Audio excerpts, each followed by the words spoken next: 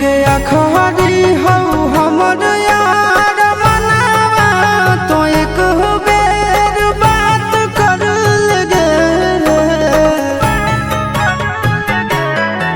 हो गया खरी हो हमर यार मनावा तो एक बेर बात कर लगे।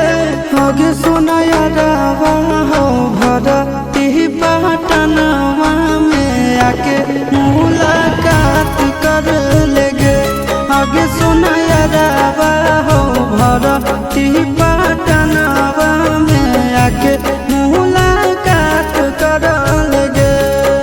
आगे चली जाइबौ छोड़ी के दुनिया विदाई अपने हाथ कर लेगे।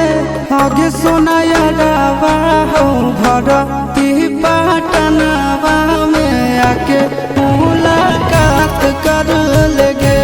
आगे सुना यारवा हो भरती पटनवा में आके मुलाकात कर लेगे।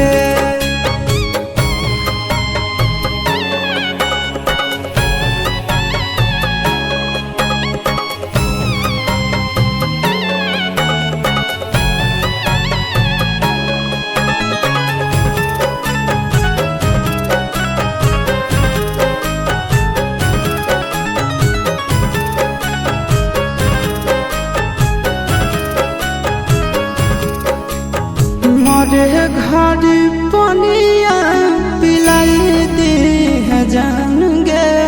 कफन ओढ़ाई दी है टूटत ही जब प्राण गे। मरे घर पनिया पिलाई दी है जान गे।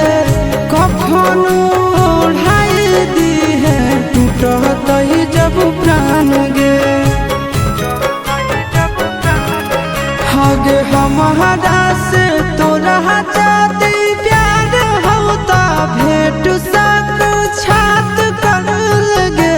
आगे सोना यारवा हो भरती पटनवा में आके मुलाकात कर लगे।